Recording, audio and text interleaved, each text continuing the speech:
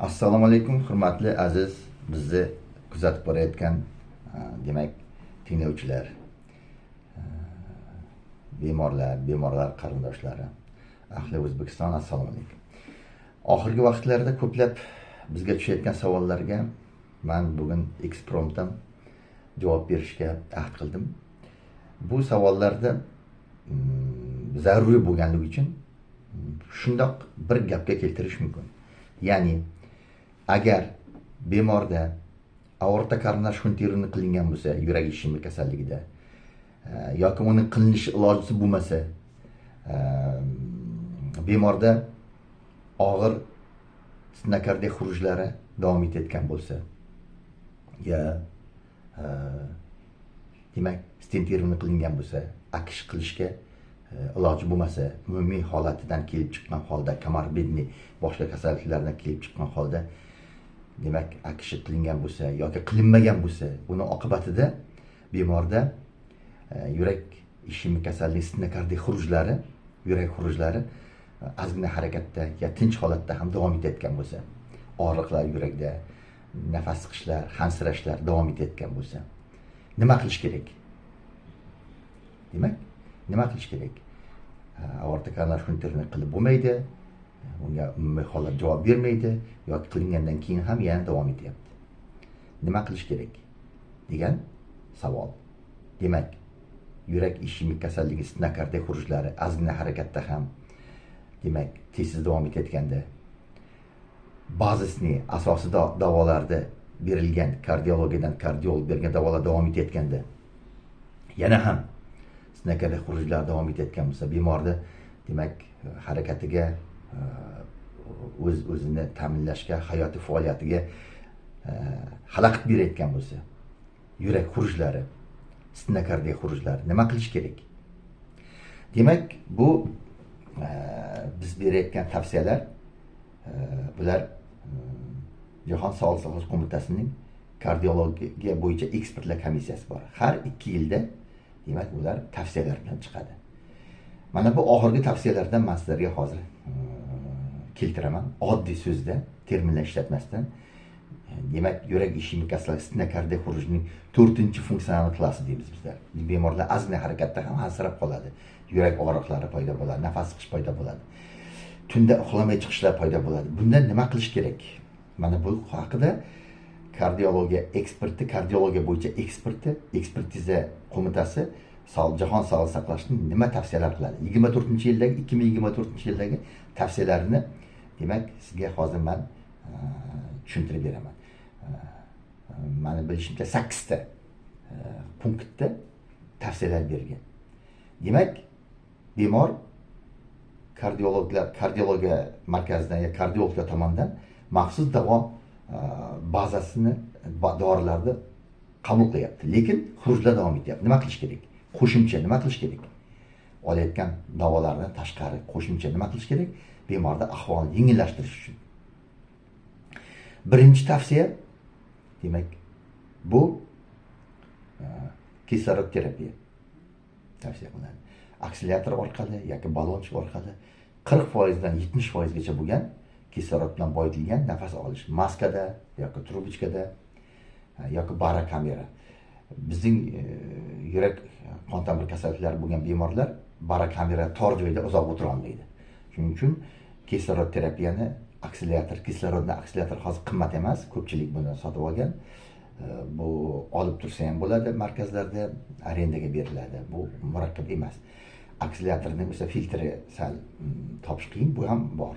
Demak, kislorodni akseleratorni ballondami tunda 6 soatdan 10 soatgacha tavsiya qilinadi. 40% dan to 70% gacha kislorodning foizi da nafas olish. Kunduz kuni kamida 6 soat. Mana shunday tavsiya, birinchi tavsiya. Kislorod terapiya. Nima uchun shunday? Nega deganda, yurak ishemik kasalligining asosida yurak tosh tomirlarining kritik yoki bo'lmasa 70% undan oshiq torayishi yotadi. Torayishi. Ya'ni aterosklerotik bilyashkalar, tugunchalar bilan torayishi, tosh tomirlar torayishi. Shuning uchun yurak mushagining kislorodga, ya'ni qonga bo'lgan talabi unga kelayotgan dastlabki kelayotgan qonning talabi bilan to'g'ri kelmaydi, disbalans paydo bo'ladi. Shunda bemorda har qanday harakatda, insonda har qanday harakatda paydo bo'layotgan oraliq mahsulotlar, piruvat, laktat yurak mushagida yig'iladi va retseptorlarga ta'sir qilib og'riq paydo qiladi. Bu spazmni kuchaytiradi. Spazmni oluvchi bu azot 2 oksidi, prostatsiklin va boshqa demak spazmga qarshi ishlaydigan ferment oqsillar.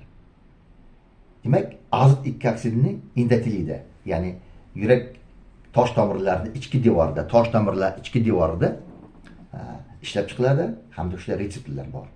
Shuni ko'proq ishlab chiqishga ta'sir qiladigan donatorlar bor. Donator deymiz. Eng kuchli donatorlar bular nitratlar. Shular qo'zg'ovchilar mana shu kislorodlar. Kislorod ko'proq borishi, demak, bu spazmni olishga va yurak mushagini qon bilan yaxshi ta'minlanishini ta'minlaydi. Demak, bizlar aytamizki, buni qonda demak kislorodning hajmini 98-96 dan pasaytirmas kerak. Bu juda ham zarur bo'lgan, demak, holat hisoblanadi. Buni o'lchaydigan, demak, kislorodni saturatsiyani o'lchaydigan apparatlar hamma yerda sotiladi, bor. Saturatsiya demak 96 dan pastga tushmas kerak. Buni doim o'lchab yurish kerak. Demak, birinchisi kislorod terapiya. Ikkinchisi demak nitratlarning to'g'ri berilishi. Nitratlar demak quyidagi gruppalardan iborat. Bu tetranitrat. Bu tetranitrat bu irinit. Ko'p kishi biladi. Trinitrat bu demak hamma biladigan trinitrat bu demak trinitrat bu ishlatiladigan, ko'p biladigan bizning demak nitrogliserin. Dinitrat izosorbit, kardikid. Mononitrat bu monosan. Mana shularni to'g'ri tanlash. Kardiologiya demak komissiyasining tavsiyasi bo'yicha nitratlar tanlaganda bemorning nitratlar qabul qilganligi, qaysi nitratlar qabul qilganligi, qanday dozda qabul qilganligi, og'irligi, vazni og'irligi hisobga olish kerak. Agar bemorlar nitratlar qabul qilmagan bo'lsa, demak tetranitrat, yengil elan, irinitdan boshlasa bo'ladi. Bo'lmasa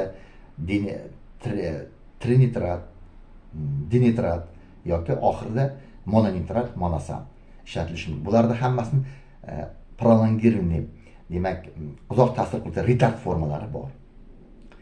Yozib qo'yiladi korobkasida.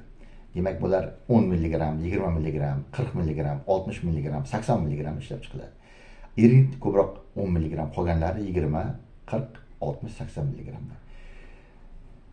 Dozlar to'g'ri tanlash tavsiya etiladi. Bu demak kuniga 3 mahal qabul qilish tavsiya etilgan bemorlarda. Demak, bu ikkinchi tavsiya. Albatta nitratlar qabul qilish kunning harakat davomida. Ayniqsa kislorod bilan birga. Uchinchi tavsiya kalsiy antagonistlar. Demak, har qanday tomirlar torayishiga ikkita hujayralar boradigan hujayra nasoslari ishlaydi. Bu natriy nasos, natriy kaliy va kechki kalsiy nasos. Ikkalasini bloklash oqibatida demak tomirlar kengaytiriladi. Bu tushunarli holat. Shuning uchun biz blokatorlar deymiz va kalsiy nasosni blokatorlar, kalsiy blokatorlar. Bular demak juda yaxshi xalqimiz taniydi. Amlodipin va lerkamidipin. Amlodipin yoki lerkamidipinni nitratlar bilan birga mujassam holda dozasi to'g'ri berilishi kerak. Bu uchinchi tavsiya. Shu bilan birga nitratlarning 8 soatlik, 10 soatlik nitratsiz davrda, ya'ni unga ko'nikishda yo'qotiladi. Demak, yurak xurujlarini, yurak og'riqlarini oladigan nitrat dorilarida o'sha monosan, kardikid, nitrosorbit, irinitni ishlatgandagi yurak xurujlarini oldini oladi, profilaktika hamda xurujni ko'payib qilishga ishlatiladigan nitratlarni ko'nikishda yo'qotadi. Agarda kalsiy antagonistlarni, kalsiy nasosli blokatorlarni amlodipin yoki lerkamidipinni to'g'ri berilsa. Agar bemor uzoq vaqt amlodipin olgan bo'lsa, uni lerkamidipinga almashtirish kerak. Ikkalasining ham bir xil ximik formulasida farq bor. Shuning uchun ham agar amlodipinga ko'nikish paydo bo'lgan bo'lsa, lerkamidipinga bo'lmasligi mumkin.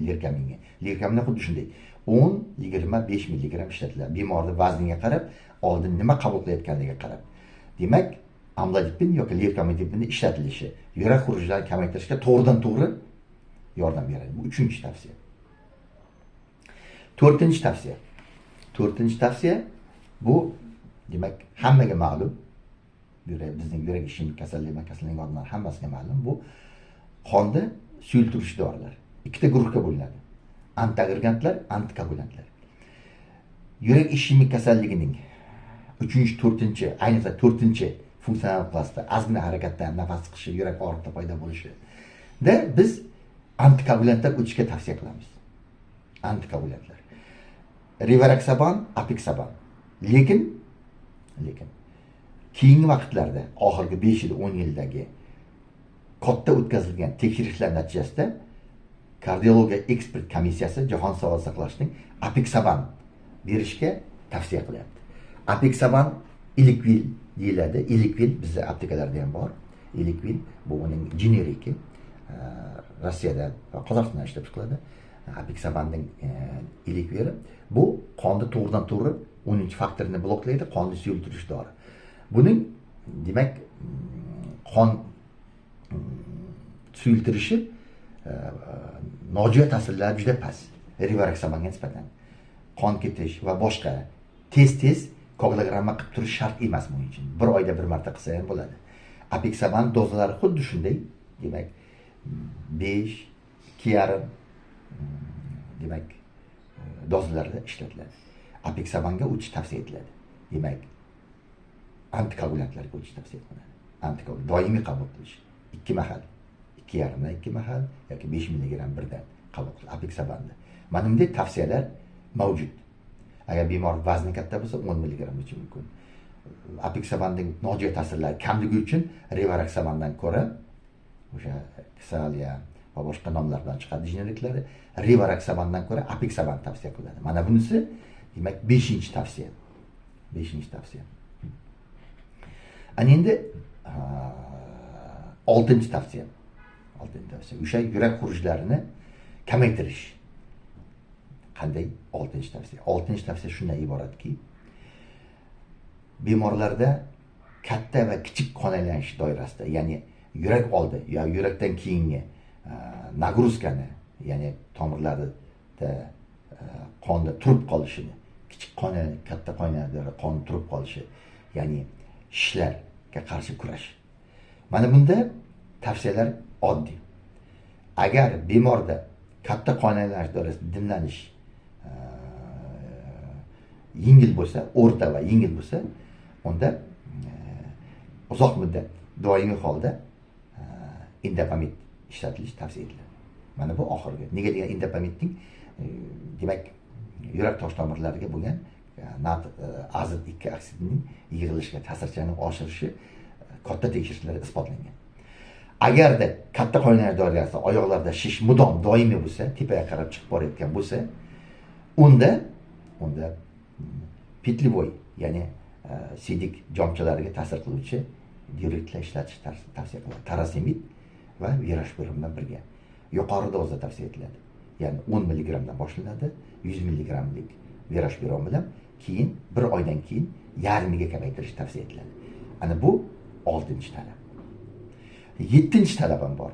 Mana eslab qoling. 7-talab, agar sizda berilgan bo'lsa, ba'zisining dorilar, olayotgan dorilar ichida beta blokatorlar. Bu o'sha demak Concor, bisoprolol, Manasan,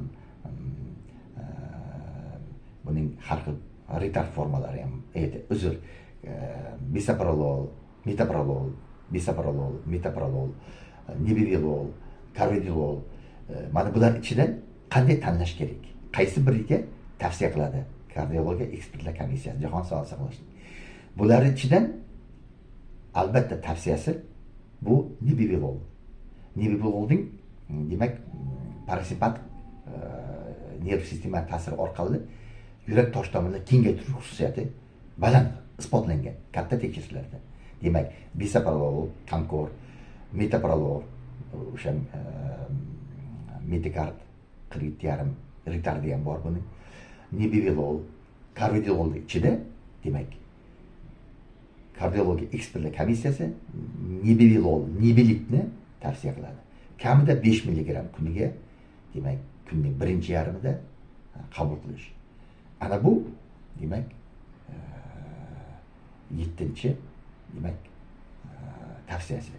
Mana bu, demak, agarda nebivololda yuqorida aytib o'tgan boshqa dorilar bilan, kislorod, nitratlar bilan, kalsiy antagonistlar bilan birga qabul qilinsa, unda yurak tomir tomirlari kengayishi va hansirashning yurakda og'riqlari kamayishiga albatta olib keladi. Buni mudom, doimiy, demak, qabul qilib borish kerak. Oxirgi tavsiyasi, bu, demak, bu inhibitor APF, ya'ni angiotensinni aylantiruvchi, angiotensin 2ga aylantiruvchi, angiotensin ARA2 ikkinchi retseptorda bloklovchi dorilarga qaratilgan. Bu valsartan, sakubitril. Valsartan, sakubitril ikkovi birga chiqqan dorilar bor. Sakurtan, Yuperio. Mana bularning 50 mg, 100 mg bor. O'rtacha hisoblab olganda, demak 50 mg. Buni qabul qilish ham tavsiya etiladi.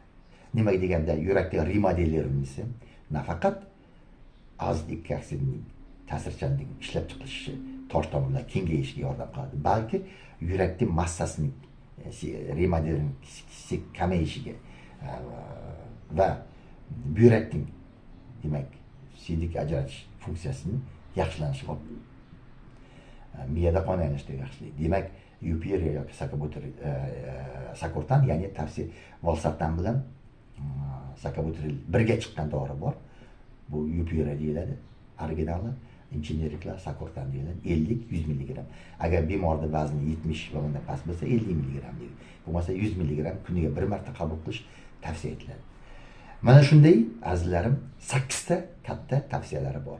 Agar bu dorilarda ba'zisini dorilarga qabul qilayotgan bo'lsa, tarkibida shuni dozalarini to'g'rilasa, kardiolog tomonidan albatta, unda bemorda yurak xurujlari ancha kamayadi va bemorda harakati oshadi. Lekin birinchi o'rinda albatta bular kislorod terapiya. Kunduz kuni 4 soat, 6 soat, hech bo'lmasa kechasi 10 soat, 6 soat 40% dan sekin oshirib boradi, 70% gacha bo'lgan kislorod, ulajniyonni kislorod akseleratordan olish, nitratlar qabul qilish va beta blokatorlar, tosh tomirlar kengaytirishlar qabul qilish. Bular juda ham katta ahamiyatga ega. Kalsiy antagonistlar to'g'ri qabul qilish, amlodipin va lerkamidipin. Bular dozasini to'g'ri tanlash albatta hansirashni kamaytiradi, yurakda og'riqlarni kamaytiradi. Bu isbotlangan. Ko'p bora isbotlangan. Bu maxsus tekshirishlardan isbotlangan. Bemorning jismoniy, demak, faolligini oshiradi va jismoniy harakatlardagi uning tolerantligini yaxshilaydi. Bu isbotlangan narsa. Demak, azizlarim, mana shunday. Agar bemorda akshi qilingandan keyin ham yurakda og'riqlar, hansirashlar davom etsa yoki akshi qilishda ilojisi bo'lmasa, unda bundan tashqari yana bitta holat bor. Oxirgi 10 yilda mana juda klassifikatsiyaga kiritildi. Bu X sindrom deyiladi. Ya'ni yurakning mayda tomirlarining aterosklerozi, torayishi. Bu, demak, katta tosh tomirlar o'rta emas, juda mayda mikro sirkulyatsiyadagi, demak, o'sha kichkina, juda ham mikrososudlarning, demak, torayishi, arteriollar torayishi, bu, demak, koronografiyada ko'rinmaydi. Va MRTda kalsiy indeksini aniqlashda ham bu ko'rinmaydi. Bu faqat maxsus, demak, tekshirishlarning bittasi bo'ladi. Bu sintagramma qilinadi. Maxsus, demak, texnitsi boriladi, nur tarqatuvchi o'zidan dori mechinni va uni sintagramma qilganda ko'rinadi. Mayda tomirlarning shunaqa yopilganligi. Buni X sindrom deyiladi. Mana bunaqalar oxirgi yillar ko'payib qoldi. Mana yiliga bitta, ikkita ko'rardim, oxirgi yillar ko'payib qoldi. Demak, buni mikrovaskulyar stenokardiya deyiladi. Bu ham xuddi shunday. ozgina harakatda hansirash, yuragi og'riqlar paydo bo'ladi. Bemor hushdan ketishi mumkin. Og'ir ahvolga tushishi mumkin. Shuning uchun bularni davolash uchun ham o'sha yuqoridagi 8 ta punktda iborat asosiy davoga o'zgartirish kiritish kerak. Rahmat e'tiborlaringiz uchun. Savollar kutib qolaman. Mana bugun demak AKSH qilinsa yoki qilishga iloji bo'lmasa, undan keyin ham yurak xurujlari davom etayotgan bo'lsa, mikrovaskulyar stenokardiyalarda qanday qilib yordam qilish mumkinligi haqida men Baholi Qudrat Jahon ekspertlik komissiyasining tavsiyalarini, 24-yil tavsiyalarini sizga berdim. Rahmat e'tiborlaringiz uchun. Savollarni kutib qolaman. Savollarni bermanga juda bu yaxshi savollar. Shunga qarab men o'zimning chiqishlarimda sizga javoblar beraman. Rahmat e'tiborlaringiz uchun.